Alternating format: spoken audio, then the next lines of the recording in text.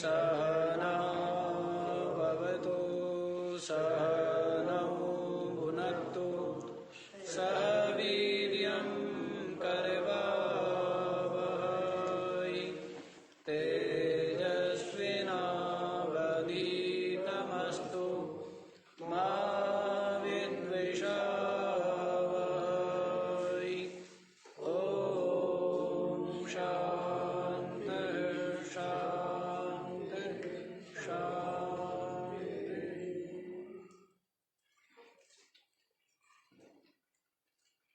हाँ जी।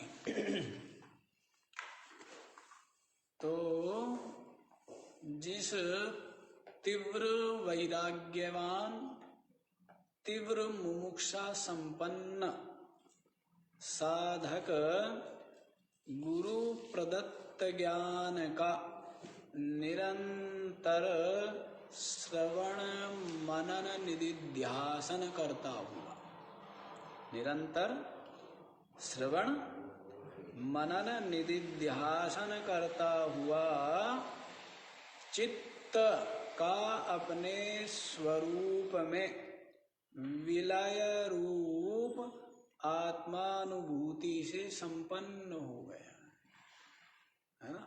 जब तक चित्त पृथक बना हुआ है तो तब तक आत्मबोध आत्म अनुभूति नहीं है। तो चित्त अभेदता को प्राप्त हो गया। तो जब अभेद हो गया, स्वरूप में विलय हो गया, वृत्ति विचार सबके सब क्या हो गए? शांत हो गए। विचारों का वृत्ति का शांत हो जाना स्वरूप में, यही क्या है? यही चित्त का विलय। तो अभेद हो गया, एकता को प्राप्त हो गया। तो फिर क्या रह जाता है? एक सद सत्ता मात्र, चिद मात्र और आनंद मात्रता ही अनुभव में आती है। क्या आती है? सद चिद आनंद मात्रता ही अनुभव में आती है। स्व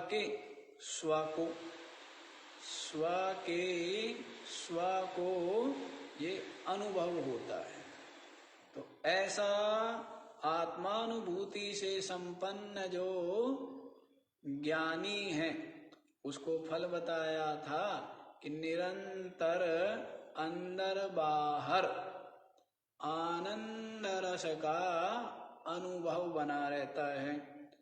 और ये तो बताया है फल, जीवन मुक्ति, विदेह मुक्ति, और इस जगत में व्यवहार में रहते हुए भी दृष्ट दुखेषु अनुद्वेगः विद्याया प्रस्तुतम फलम।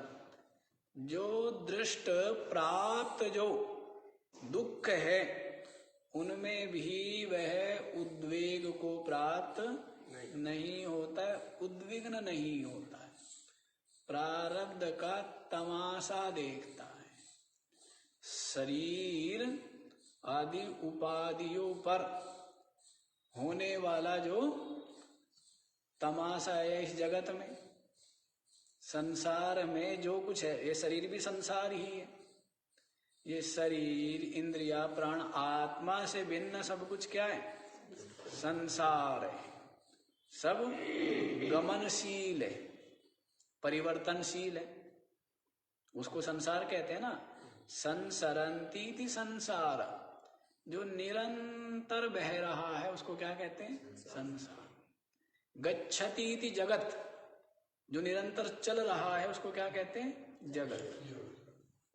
तो जगत कहो, संसार कहो, और सब कुछ चल रहा है, सब कुछ चलायमान है। इस लोक से लेकर के स्वर्ग लोक, ब्रह्म लोक तक सबके सब क्या है? चलायमान है। एक अचल कूटस्थ साक्षी मात्र अपना आत्म तत्व है, बाकी सब कुछ चल है। सब कुछ क्या है? चल है। चल है, अचल है। आत्मा से भिन्न सब कुछ चल और एकमात्र आत्मा अचल। ध्रुव ने तपस्या की ध्रुव पद पाने के लिए, लेकिन जो ध्रुव ने जो पद पाया है आत्मा से भिन्न, वो भी क्या है? वो भी अध्रुव ही है। वो भी अध्रुव ही है, वो भी नष्ट होने वाला ही है, समाप्त हो जाने वाला ही है, उसकी भी सीमा है। तो जो ध्रुव तत्व है वो क्या है? जो कभी भी अध्रुवता को प्राप्त नहीं होता, वो तत्व क्या है? वो अपनी आत्मा ही है, जिसकी सन्मात्र चिन्ह मात्र आनंद मात्रता का कभी भी लोप नहीं होता है। ऐसा सूर्य है। ये सूर्य अनेकों बुझ जाते हैं। ये जो दृश्य पदार्थों को प्रकाशित करने वाला सूर्य है, ऐसे असंख्य सूर्य चमक चमक करके क्या हो गए हैं? बुझ चुके हैं। लेकिन जो आत्म सूर्य है, जो सबका प्रकाशन करने वाला है, इस सूर्य का भी प्रकाशन करने वाला, जो सूर्य समस्त दृश्य वस्तु का प्रकाशन करता है, उसका भी प्रकाशन करने वाला, जो चक्षु समस्त विषयों का दर्शन करती है, उसका भी प्रकाशन करने वाला, जो प्राण या जो मन बुद्धि क्या करते हैं? सब कुछ जानते हैं, सब पदार्थों का प्रकाशन करते हैं, इनका भी प्रकाशन करने वाला जो तत्व है वही आत्मा है। वही क्या है? और वही अविनाशी है, और वही अचल है, और वही सच्चिदानंद है, और वही तू है। वही क्या है? वही तू है। लेकिन जैसे सिंह बकरियों का संग करते करते स्व को क्या मानता है? बकरी मानता है ना? और उसके बुद्धि से ये मान्यता को निकालना, इन संस्कारों को निकालना सहज कार्य नहीं। बुद्धि में जो मान्यता है, जो संस्कार बने हुए हैं, और विभिन्न संस्कार है। संस्कार भी कितने? असंख्य है ना? असंख्य संस्कार है। चाहे जीव पने के हो, स्त्री पुरुष पने के हो, विषय सुख रूप इस प्रकार के हो, सत्य बुद्धि हो, अहमता ममता हो, संस्कार ही संस्कार पड़े हुए हैं। चाहे सत्वगुणी हो, चाहे रजोगुणी हो, चाहे तमोगुणी हो, असंख्य संस्कार, संस्काराशय। ये जो चित्त है क्या है? असंख्य संस्कारों का घर है ये। तो उन मान्यता को, उन संस्कारों को, उन स्वभावों को निकाल करके फेंकना सहज नहीं है। तो प्रयास कीजिए, लेकिन आपके पुरुषार्थ से सब कुछ शक्य है, सब कुछ संभव है। मनुष्य के पुरुषार्थ से क्या है? सब कुछ संभव है, कुछ भी असंभव नहीं है। और यहाँ तक कहा गया है कि ये आत्मज्ञान प्राप्त करना, ब्रह्म ज्ञान प्राप्त करना देवताओं के लिए असंभव है और मनुष्यों के लिए कितनी महिमा गाई है मनुष्य की। केवल मनुष्य ही ऐसा है जिसके लिए सब कुछ संभव है, जो स्व पुरुषार्थ से महात्मा हो सकता है, जो स्व पुरुषार्थ से परमात्मा हो सकता है। क्या हो सकता है? महात्मा होता हुआ, है? संसारी से साधक होता हुआ, साधक से महात्मा होता हुआ, और महात्मा से क्या हो जाता है? परमात्मा हो जाता है। ये कौन? केवल मनुष्य। तो ऐसा सुंदर अवसर है, निकाल डालिए ये संस्कारों को और इन मान्यताओं को। तो संस्कार है कि मैं जीव हूँ, कर्ता भोक्ता हूँ, परिच्छिन्न हूँ, और ये जो संसार है ये सत्य है, और इसका जो सृष्टा है वो महान है, और वही हमें हमारे नचा रहा है कर्मों के अनुसार। ऐसा जो भी मान्यताएं बैठी हुई है उन सब को निकालना होता है। वो मान्यता एक समय बैठाई जाती है और एक समय निकाली जाती है। जो पापी है उसकी बुद्धि में बैठाई जाती है, जो अधर्म में रत है उसकी बुद्धि में बैठाई जाती है ये मान्यता। ईश्वर से डर, क्या बैठाई जाती है? ईश्वर से डर, ये सब तेरे को भोगना पड़ेगा। ईश्वर जो है न्याय प्रिय है ना? तो ये सब मान्यता बैठाई जाती है कि ईश्वर है और कर्म फल का प्रदाता है, हैं? तो ये मान्यता बैठाई जाएगी। लोक है, परलोक है, इस प्रकार से और सब मान्यताएं बैठाई गई है। लेकिन जब अविनाशी तत्व को खोजने और पाने की तरफ बढ़ता है तो ये सब मान्यताएं क्या हो जाती है? धराशायी हो जाती है। ये सब क्या रह, केवल मान्यता रह जाती है। माने हुए थे, सबके सब क्या थे? सब माने हुए। और जो मानने वाला और जानने वाला है वो एक ही है। मानने वाला जानने वाला कौन है? वो अपना आत्मा है, अपना आपा है। बाकी सब कुछ माना हुआ है। तो इस प्रकार से ये समझाया जाता है कि मान्यता स्वीकारो, फिर उस मान्यता को हटाओ। जैसे बताते हैं ना कि इतने रुपए के इतने दर्जन केले आते हैं, तो इतने दर्जन केले कितने रुपए के आएंगे? तो बोलते थे कि माना उसका मूल्य तो पहले क्या माना? का, और निकल करके जो आया वास्तविक मूल्य तो वो है ना। तो पहले माना, क्या माना? जगत है, ईश्वर है, जीव है, लोक परलोक है, और स्वर्ग नरक है, और ये अपने कर्मों का फल भोगता है। ये सब माना। ये सब का सब क्या है? सब माना है। लेकिन अब मानने से वास्तविक उत्तर की तरफ जब बढ़ेंगे कि वास्तविक उत्तर मिले, वास्तविक उत्तर क्या है? परमात्मा।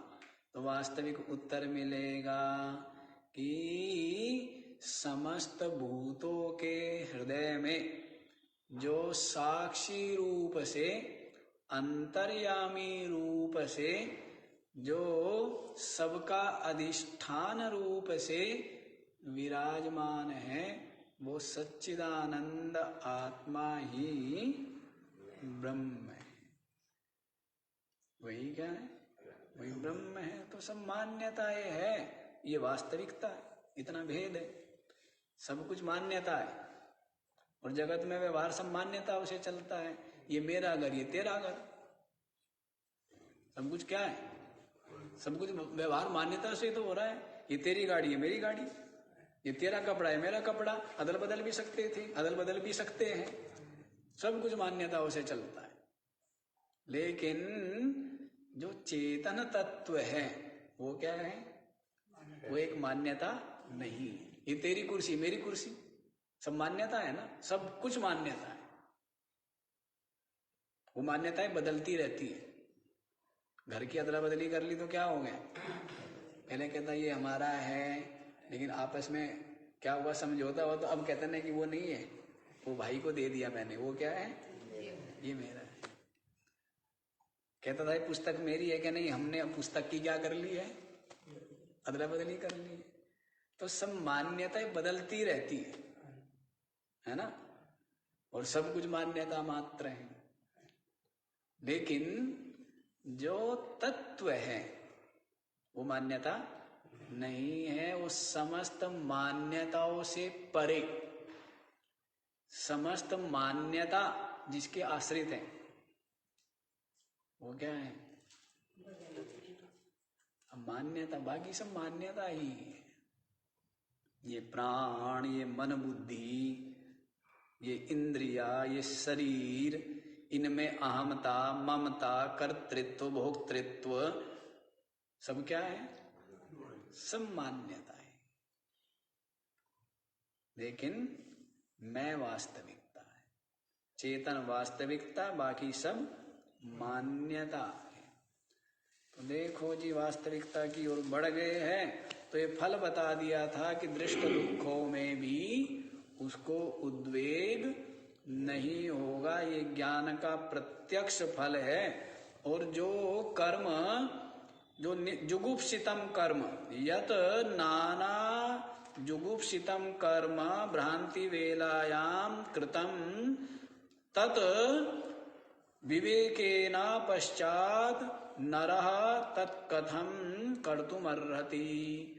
जो घृणित कर्म, राग द्वेष युक्त कर्म, जो छल प्रपंच कपट युक्त कर्म कैसे करता है, भ्रांति के समय करता है। अपने आप को जीव मान के, अपने आप को शरीर मान कर क्या करता है, नाना प्रकार के घृणित कर्म करता है। राग द्वेष, अपना पराया, छल चोरी कपट, विविध प्रकार के जो भी कर्म भ्रांति में करता है ना। भ्रांति वेलायाम यत कर्म कृतम, अज्ञान अवस्था में जो कर्म, निंदित कर्म जो किए, अब उसको क्या हो गया, विवेक। अब क्या हो गया, जैसे अंधेरे में कोई व्यक्ति टकराता है, सभी टकराते हैं, अंधेरे में तो टकरा सकते हैं ना, दीवार से, दरवाजे से, एक दूसरे से, लेकिन प्रकाश हो तो तब नहीं टकराते हैं ना।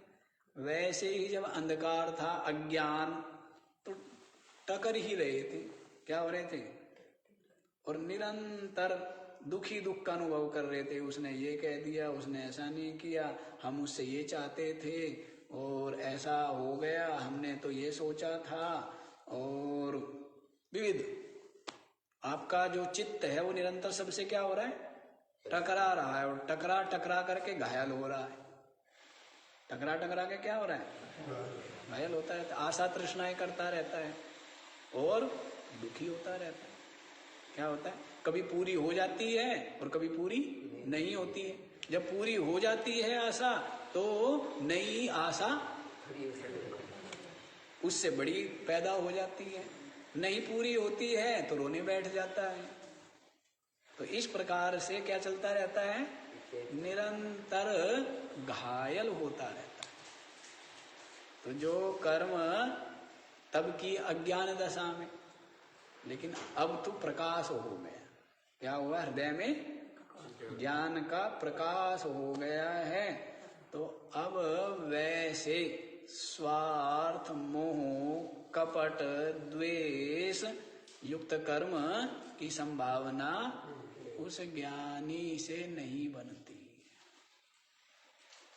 उस ज्ञानी के द्वारा नहीं बनती है, क्योंकि उसके लिए तो सब खेल है, सब स्वप्न है, और सबका सब क्या है, लीला मात्र है। तो वो अपने हृदय से, अपने चित्त से विशेष इनको चिपकाता नहीं है। निर्लेप असंग संग निर्विकार बना रहता है। तो ये आनंद की बात है। तो ये तो स्पष्ट हो गया है। आज हमें आगे वाला श्लोक बतलाना है। तो आगे वाला श्लोक देख लीजिए। विद्या फलम स्यादसतो निवृत्ति प्रवृत्तिरज्ञान फलम तदीक्षितम् तज्ज्ञागयोर्यन्मृगतृष्णिकादौ नो चेद्विदो दृष्टफलं किमस्मात्। विद्याफलं स्याद् असतः निवृत्तिः प्रवृत्तिः अज्ञानफलं तदीक्षितं तद ईक्षितं तत् ज्ञ अज्ञयो यद मृगतृष्णिकादौ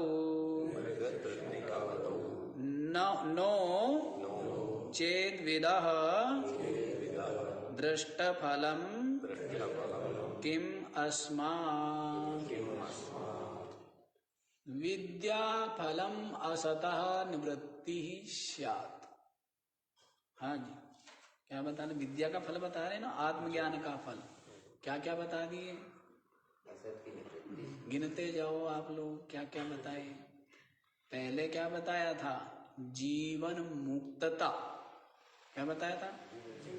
जीवन मुक्त और अंदर बाहर अपने आप में निरंतर आनंद रस की अनुभूति, ये बताया है?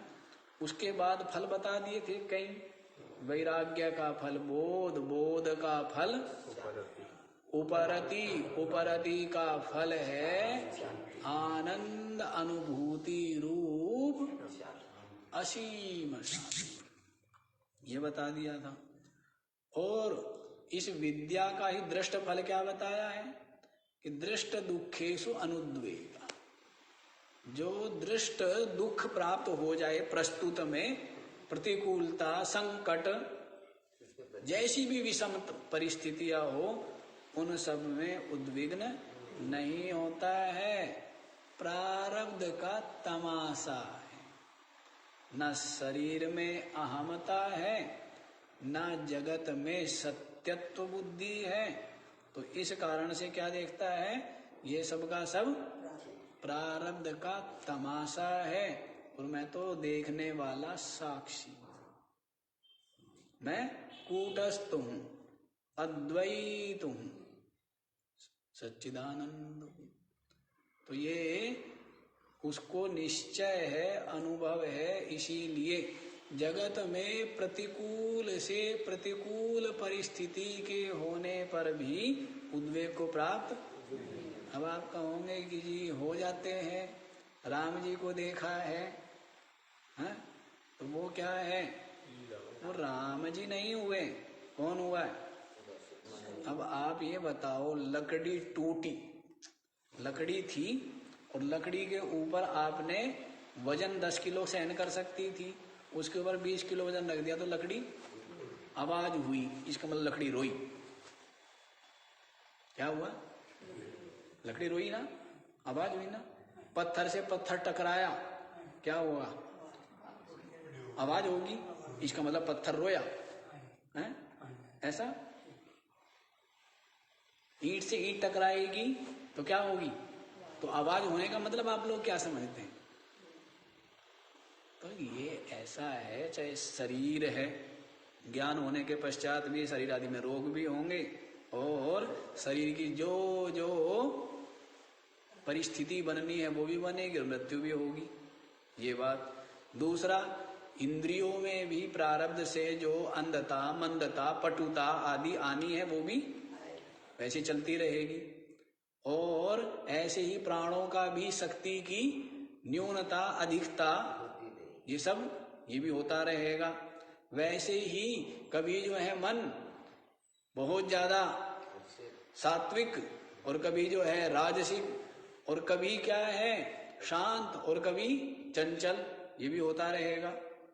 और कभी बुद्धि बड़ी ही स्मृति संपन्न होगी, और कभी कभी कुछ भी खोपड़ी में याद नहीं रहेगा। तो ये भी चलता रहेगा, प्रारब्ध से जैसा है तो। लेकिन आत्मा इन सब उपाधि वर्ग से, कार्य करण संघात से अलग ही है।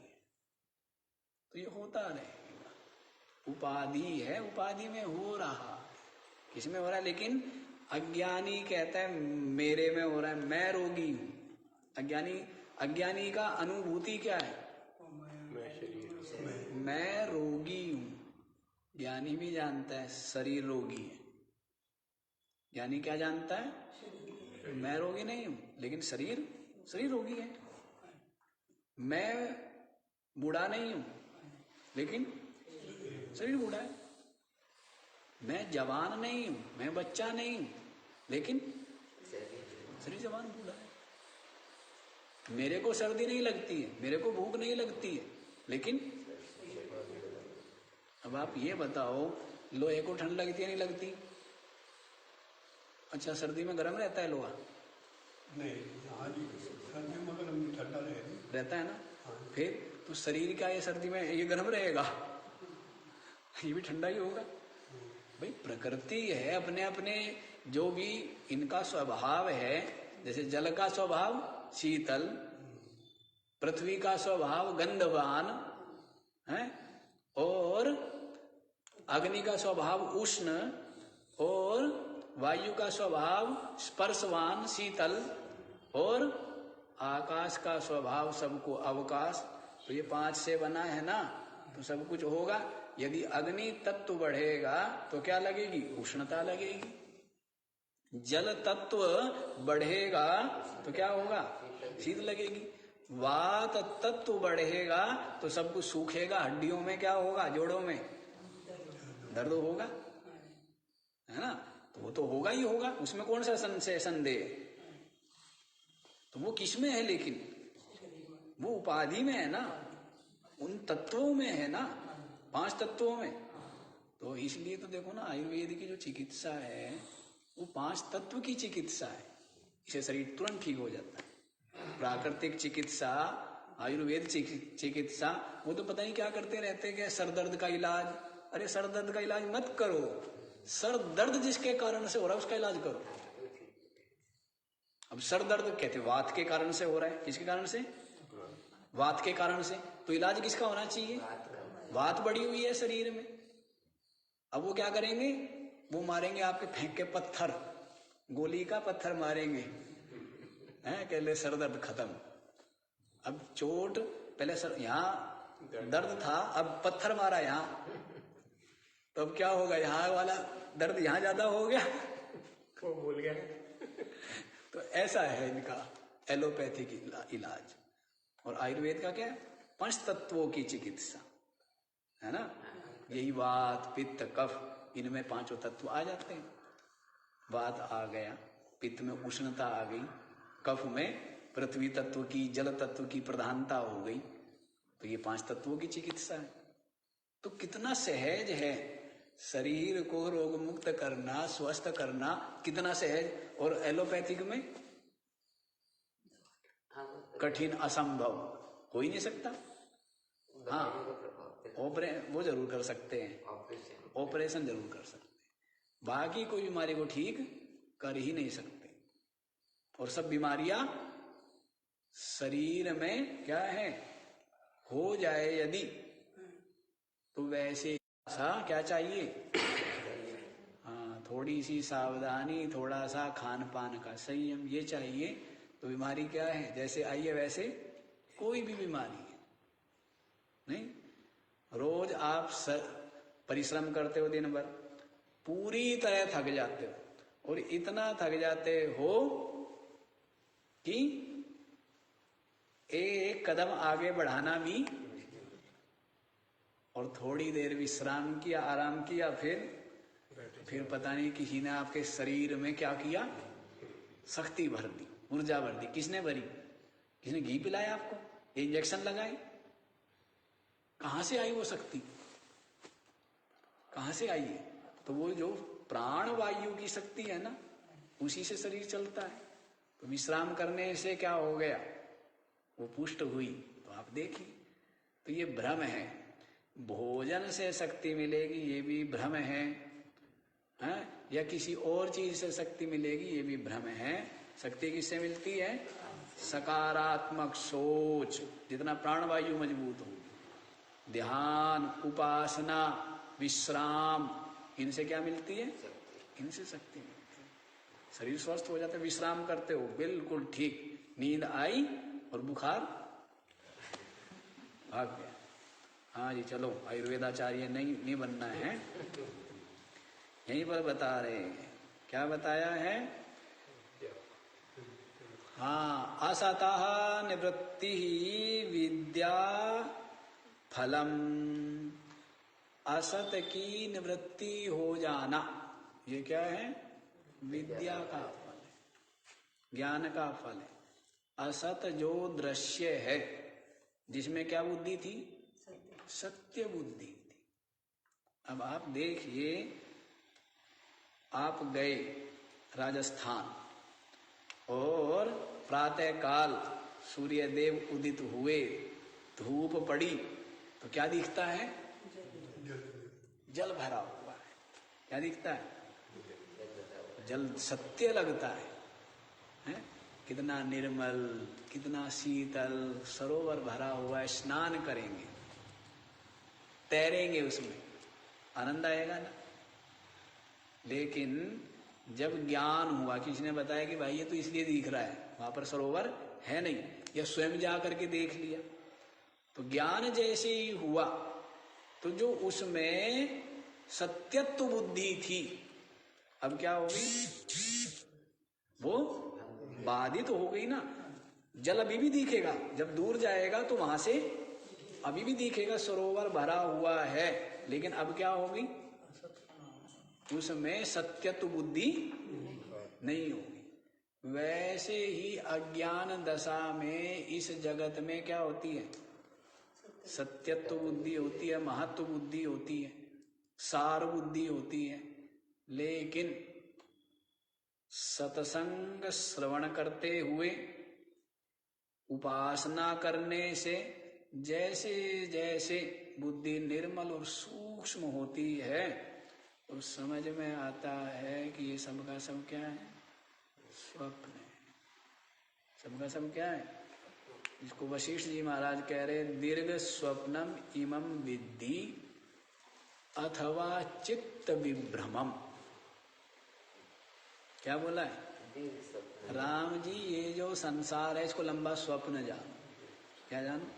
क्या महाराज, यहाँ सब कुछ मर्यादित दिख रहा है, तो स्वप्न में कौन सा अमर्यादित दिखता है? स्वप्न में भी ये लगता है कि ये पिता है और ये पुत्र है और ये पौत्र है, नहीं दिखता है? जबकि पैदा एक साथ हुए। पैदा क्या हुए? स्वप्न में दादा भी, पिता भी, माता भी, पोता भी, सबके सब क्या हुए? लेकिन बुद्धि काम करती है? बुद्धि काम बिल्कुल नहीं करती। क्या लगता है? दादा 70 साल का, पिता 40 साल का, स्वयं 10-15 साल का। बुद्धि में पत्थर पड़ जाते हैं। तो वैसे बुद्धि में पत्थर पड़े हुए हैं। यहाँ पर भी ये व्यवस्था जो है ना, ये कल्प ली है, मान ली है, अन्यथा व्यवस्था यहाँ भी ऐसी ही है। इस जगत में भी व्यवस्था ऐसी ही है, लेकिन जगत को सत्य मानता है, सत्संग स्वाध्याय चिंतन करता नहीं है, तो सत्य ही लगता रहता है। अन्यथा क्या व्यवस्था है? कोई व्यवस्था नहीं है। अभी सुख है और थोड़ी देर बाद क्या हो जाता है? दुख हो जाता है। तो व्यवस्था कहाँ हुई?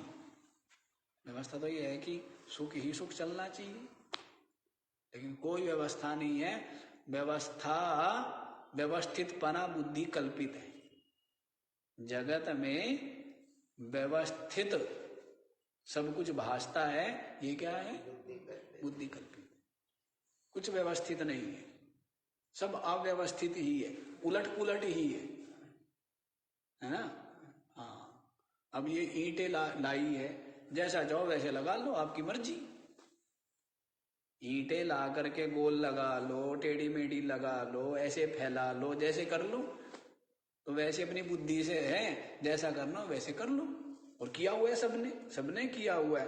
कोई किसी को सुख रूप मान रहा है, कोई किसी को दुख रूप मान रहा है, कोई किसी को अपना मान रहा है, कोई किसी को पराया मान रहा है, कोई सबने अपना अपना किया हुआ है। अपना अपना घर क्या किया हुआ है, सबने बनाया हुआ है। मैं मेरे का घर सबने बनाया हुआ है ना, अपना अपना है सबका। क्या है? और अपने घर में कोई दूसरों को घुसने नहीं देता, अपने पति तक को नहीं घुसने देता। घुसने देता है? जो अपना अपना घर है वो सबका अपना अपना है, क्योंकि सबका सब आत्मार्थ है। सबका सब क्या है? अपनी आत्मा के लिए। किसके लिए? यदि पति भी है, पत्नी भी है, धन भी है, शरीर भी है, पुत्र भी है, तो किसके लिए?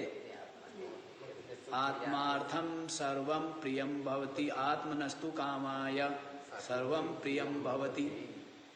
तो आत्मा के लिए ये शरीर भी तब तक ठीक लगता है जब तक अपने को, और जब ये दुख ही दुख, दुख ही दुख, दुख ही दुख दे रहा हो, तब क्या करते हैं? इसको गंगा जी में डुबो दिया जाए। क्या करता है? डुबो देता है ना। जब देख लिया कि क्या बन रहा है, दुख का साधन हो रहा है मेरे को, तो इस शरीर को भी छोड़ देता है। इतनी पीड़ा हो गई, इतना दर्द हो गया, बीमारी हो गई, तो शरीर को भी छोड़ देता है। तो कोई है ना, किसके लिए छोड़ रहा है? किसके लिए छोड़ रहा है? अपने लिए। अपना कौन है? जो अज्ञानी है वो अपने आप को जीव मानेगा, और जो थोड़ा बोधवान है वो क्या जानेगा?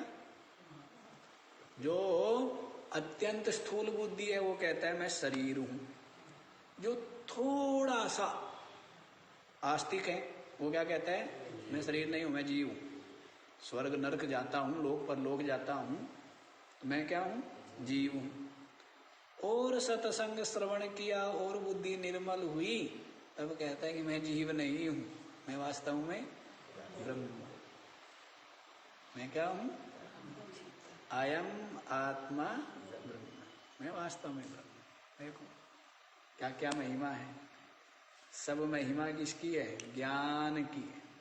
सब महिमा किसकी है? अज्ञान से जीव बन जाता है ब्रह्म। ब्रह्म क्या हुआ? अज्ञान से क्या बन गया? जीव। और ज्ञान से क्या हो गया? ब्रह्म हो गया। तो महिमा किसकी है? ज्ञान की। इसलिए तो ज्ञान, और ज्ञान तो बड़ा दिव्य ही है। ये सुना रहे थे स्वामी विश्वानंद जी महाराज, अभी गीता जी का पाठ कर रहे थे। हैं? अब वो गीता जी का पाठ, अब गीता तो क्या है, उसमें जो ज्ञान है वो तो अनुपम ही है। कैसा ज्ञान है? अनुपम ज्ञान है, बड़ा दिव्य ज्ञान है। उस ज्ञान को समझना और आत्मसात करना बड़ा साधारण ग्रंथ लगेगा। गीता साधारण ग्रंथ लगेगा, लेकिन बोले ना कि गीता तो अद्वितीय ग्रंथ है। गीता गंगोदकम पीत्वा पुनर्जन्म न विद्यते, सर्वोपनिषदो गावो दोग्धा गोपाल नंदना पार्थो वत्स सुधीर भोक्ता दुग्धम गीतामृतम महा। अमृतम कैसा है वो? अमृत है। क्या बना देता? अमृत बना देता। नामृता इति अमृता, कभी मरेगा? मरता नहीं है। उस ज्ञान को, उस दूध को जो पी लेता है वो गीता रूपी जो दुग्ध है, जो अमृत है, उसको जो पी लेता है वो मरता नहीं है। नामृता अमृता। क्या है वो? अमृत है। गीता में परमा विद्या ब्रह्म रूपा न संशय। ब्रह्म रूपी है ना, इसमें संशय की बात नहीं। बड़ा दिव्य ग्रंथ है, कोई भी छोड़ा नहीं है। और सभी साधकों के लिए उपयोगी है, आरंभिक साधक से लेकर प्रैक्टिकल और अंतिम साधक तक। लेकिन उसको पूर्ण रूपेण समझना, पूर्ण रूपेण उसकी व्याख्या करना, ऐसा लगता है शायद संभव नहीं है, संभव नहीं है। क्योंकि एक ही श्लोक की साधक भेद से अनेक प्रकार से व्याख्या की जा सकती, एक ही शब्द की साधक भेद से। आश्चर्य है, इसीलिए वो तो अनुपम है ना। तो ज्ञान की महिमा है। तो देखो ज्ञान की तो महिमा सुन रहे आप। असतः निवृत्ति, इस ज्ञान का फल क्या है? ये असत दृश्य क्या हो जाता है, जो निरंतर पहले विक्षेप का, अशांति का कारण था, उसकी निवृत्ति हो जाती है। प्रवृत्तिरज्ञान फलम, और इसमें प्रवृत्ति का होना, इसमें राग का होना, ये क्या है? अज्ञान का फल है। असतः प्रवृत्ति, असत में प्रवृत्ति का होना अज्ञान का फल है, और असत से निवृत्ति का होना ज्ञान का फल है। समझ आए? असत में प्रवृत्ति का होना ये क्या है? अज्ञान का फल। और असत से निवृत्ति का होना ये क्या है? ज्ञान का। तो दोनों बता दिए हैं। अज्ञान का फल असत में प्रवृत्ति राग है और दुख है। क्या है? दुख है। प्रवृत्ति ही दुख रूपा है, निवृत्ति परम सुख रूपा। प्रवृत्ति क्या है? निवृत्ति परमा तृप्ति ही, ऐसे करके आता है ना। इसी में हमने पढ़ लिया, हमारा पता नहीं होता है कभी इसी का हो। अच्छा हाँ, ऊपर ही तो आया था निवृत्ति परमा तृप्ति, ऊपर ही है। हाँ ये ऊपर है ना, 421वां श्लोक। निवृत्ति ही परमा तृप्ति, उपरामता क्या है? परम तृप्ति है, परम तृप्ति है, पूर्णता है, संतुष्टि है।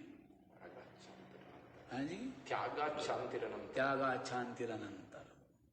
हाँ बता ही दिया है कि त्याग से क्या होता है? शांति। शीघ्र ही न चिरेणाधिगच्छति, ज्ञानम लब्ध्वा पराम शांतिम न चिरेणाधिगच्छति। अब ये पाठ कर रहे थे, मैं सोच रहा था कि बहुत समय हो गया तो थोड़ा विस्मृति हो गई होगी, पर पाठ जब किया, ये कर रहे थे स्वामी विश्वानंद जी, तो फिर हमें लगा कि सब कुछ जोकते हुई है। हम तो सोचते थे भूल गए होंगे, क्योंकि बहुत दिन हो गए। धूल, अब कोई चीज है मणि रखी हुई है, झाड़ी ना जाए तो क्या होगी? धूल तो धीरे धीरे, हाँ, लेकिन मैं देखा कि नहीं, धूल नहीं चढ़ी है सब। तो बल्कि आश्चर्य ये हुआ कि मैंने कभी ये कल्पना भी नहीं की है कि याद है इतना, लेकिन पूरा ज्यों का त्यों, बल्कि आप भूल रहे थे, बीच में अटक रहे थे, अटकते हैं, लेकिन क्या बताया है? ज्ञानम लब्ध्वा पराम शांतिम अचिरेणाधिगच्छति। न चिरेण, अचिर, शीघ्र, तुरंत, तत्काल।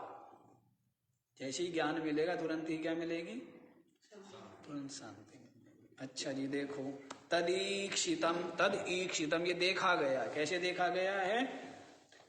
तो मृग तृष्णिकादौ, आदि से लेना। जैसे मृग तृष्णिका, मृग तृष्णा का जल, ठूठ में पुरुष, सीप में चांदी और रस्सी में सर्प, ये सब दृष्टांत ले लेना आदि से। जैसे मृग तृष्णिका का जो जल है, उस एक ही वस्तु है, दृश्य एक है, लेकिन एक ज्ञानी है और एक अज्ञानी है।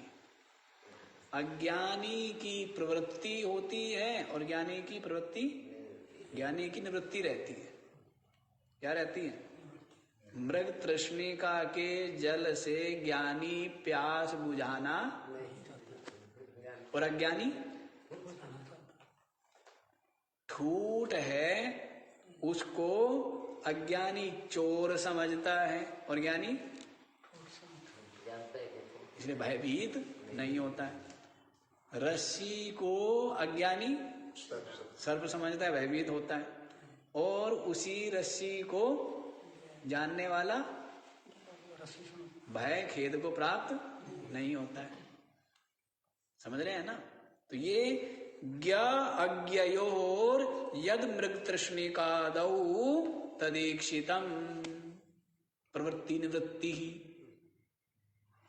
तो मृग तृष्णिकादि में ज्ञानी और अज्ञानी की प्रवृत्ति और निवृत्ति देखी जाती है। अज्ञानी की प्रवृत्ति होती है और क्या लेकर के आता है? प्रसाद में, प्रसाद में खेद लेके आता है, भय लेके आता है, अशांति लेके आता है, दुख लेके आता है। अज्ञानी की समस्त प्रवृत्ति कैसे है? देखो ऐसा है, प्रवृत्ति ज्ञानी भी करता है लेकिन फल निरपेक्ष होकर के, और अज्ञानी की प्रवृत्ति हुई है फल की अपेक्षा से। शुरू में ही बड़ा सुंदर श्लोक दिया है ना गीता में, सुख दुखे समे कृत्वा।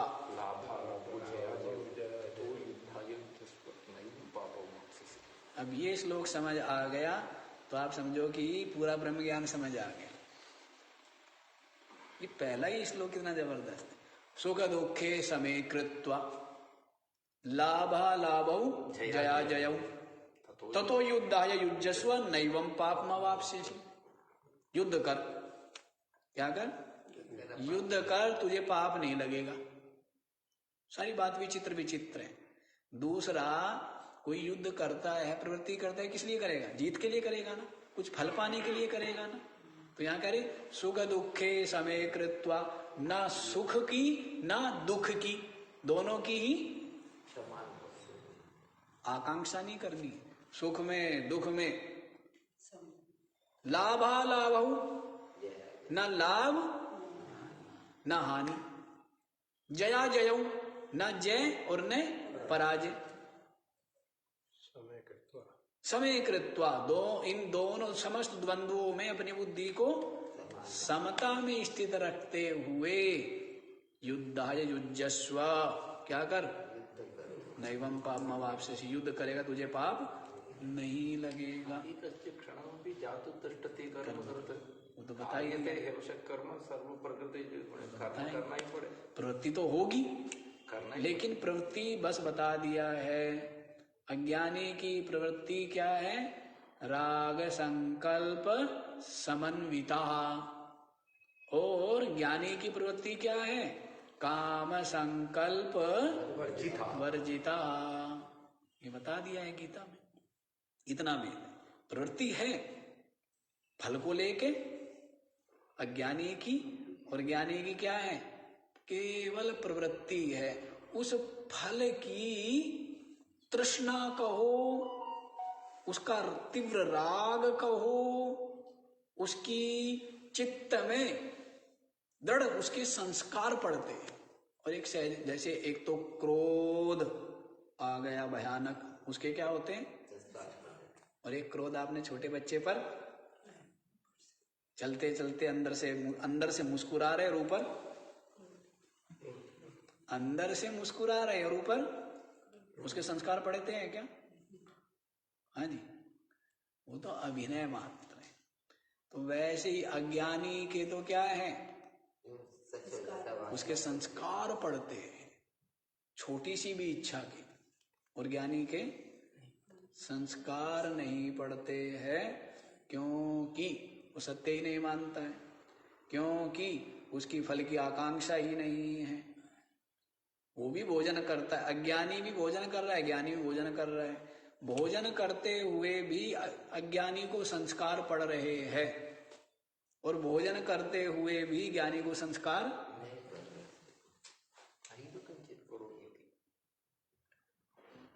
नैव किंचित करो।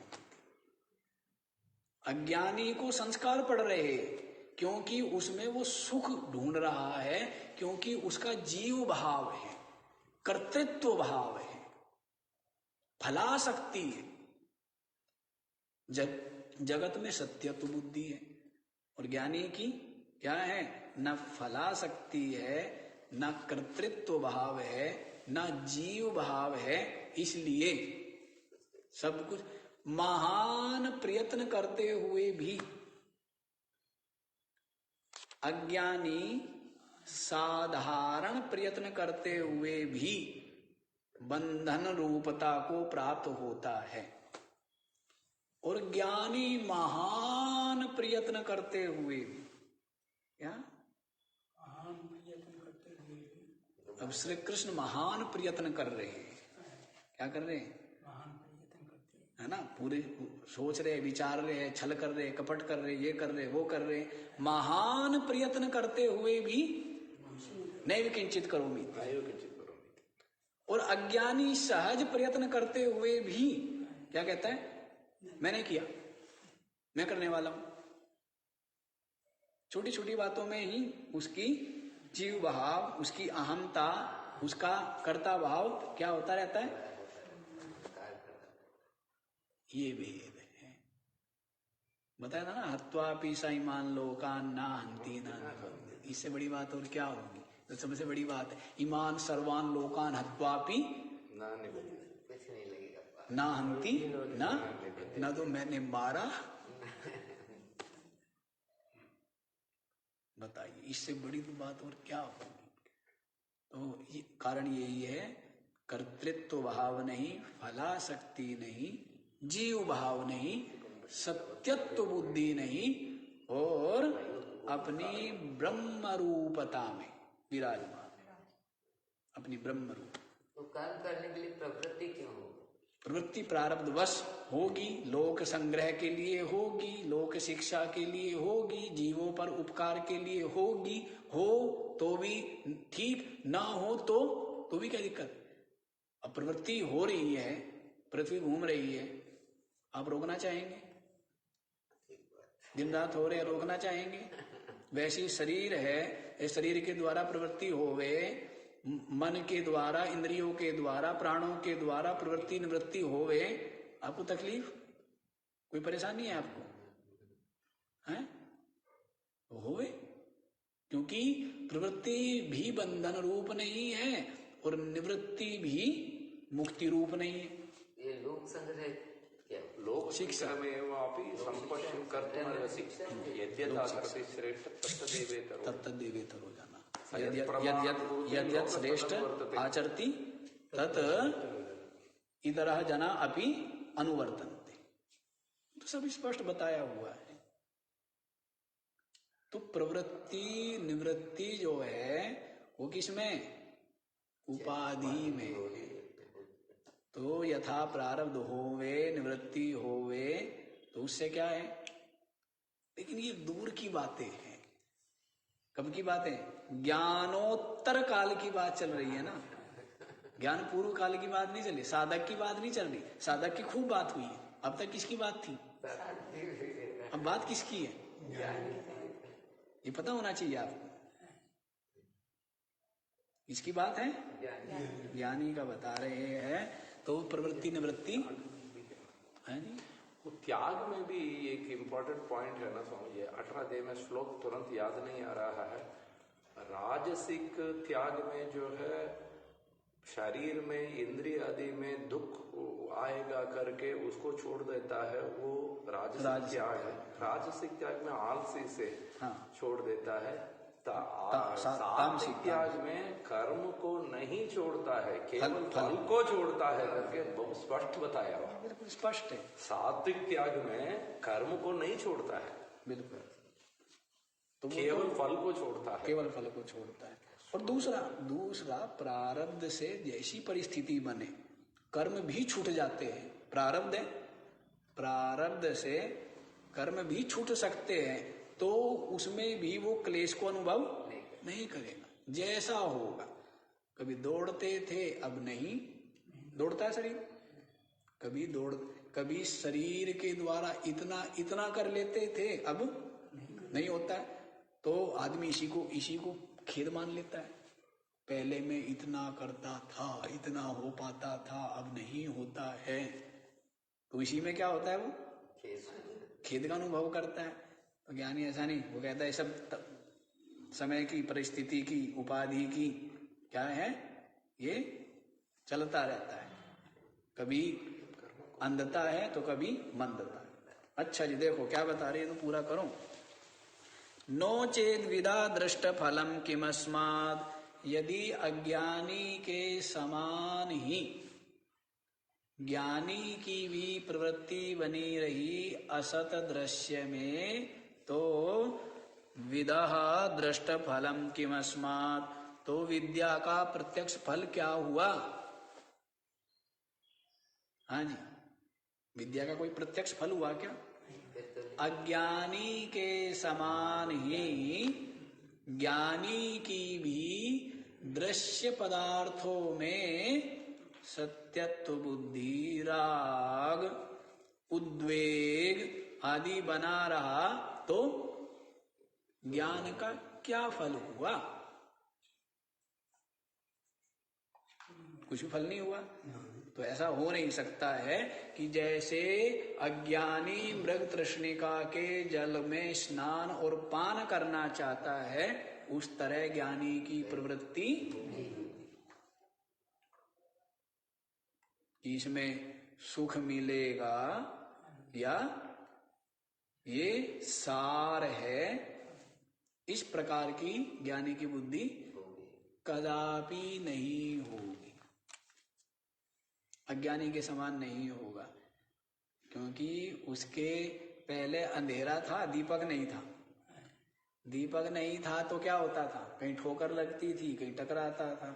लेकिन अब हृदय में क्या हो गया है, ज्ञान का दीप प्रज्वलित है। तो अब इसलिए क्या होगी, अंधेरा दूर हो गया और सब कुछ स्पष्ट स्पष्ट दिख गया, सब कुछ स्पष्ट दिख गया है। तो इस प्रकार से बता दिया है। वैसे तो गीता में भी देखो कहा है ना एक जगह कि क्या बोला है, अज्ञानी के समान ही ज्ञानी भी कर्म करता है, ये बोला है ना। क्या बोला है, वो श्लोक ध्यान नहीं आ रहा है, दूसरे या तीसरे या चौथे अध्याय में ही है कि अज्ञानी के समान तथासक्तस् चिकीर्षुर्लोक संग्रहम, ऐसे करके आया है ना।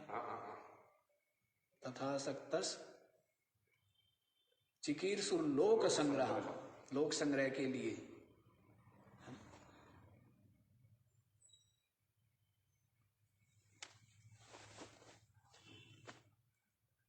अभी मैंने कुछ दिन पहले ही वो ये श्लोक बोला था आप लोगों को,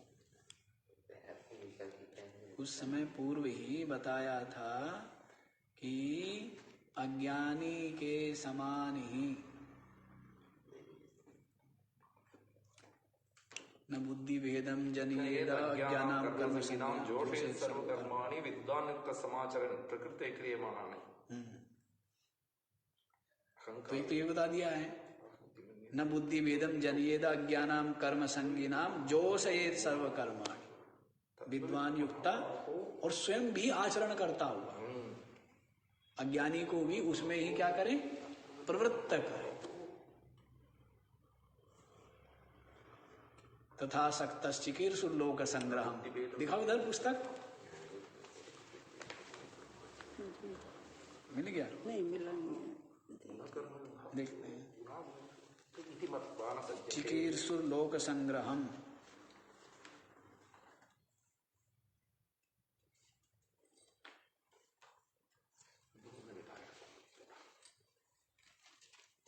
हाँ देखो ये है क्या ना, सक्ता कर्मण्य विद्वांसो यथा कुर्वन्ति भारत कुर्याद विद्वांस तथा सक्तस् चिकीर्षुर्लोक संग्रह।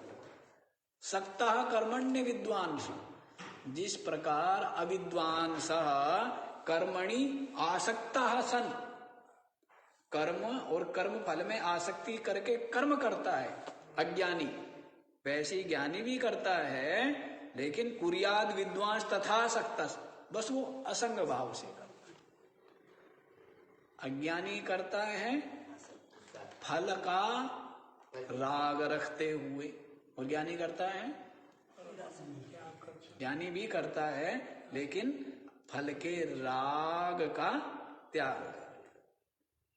ये वेद है, लोक संग्रह के लिए करता ही है, ये बात बता दी है।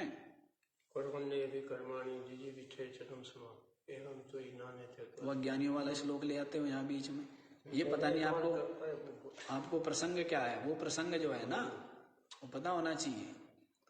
वो जो बताया है कुर्वन्ने वे है कर्माणि आदि, हाँ कंप्यूटर जो है स्लो हो गया आपका। अच्छा ये, हाँ तो ये भी सब अज्ञानी के लिए ही है पहले शुरू में तो, लेकिन दोनों तरफ घट जाते हैं। तो श्लोक तो कम ही हो पा रहे हैं, सोचे थे ज्यादा व्याख्या हो रही है। अब प्रवचन ना करके वो होगा, स्वाध्याय होगा। आज भी हमने सोचा था प्रवचन नहीं करेंगे, स्वाध्याय करेंगे। ये हो रहा है प्रवचन, लेकिन बहुत सुंदर हो रहा है, बहुत सुंदर। वो तो ठीक है, पर ऐसे तो हम इस जो है नदी में जो है पारी नहीं निकल पाएंगे, सुंदर हो रहा है, लेकिन इसे पूर्ण ही नहीं हो पाएगी। अभी तो काफी है, कितने हैं, अभी तो काफी है। क्या है जी, 100 से भी ज्यादा है, 125 में 150 है। हाँ, और अभी पूरे 150 श्लोक है, तो 150 का मतलब 150 दिन, 150 दिन मतलब कितने महीने है जी? 5 महीने। नहीं, ये सब जो है जल्दी हो जाना चाहिए, तो थोड़ा बढ़ेंगे कल से, आज इतना ही। ओम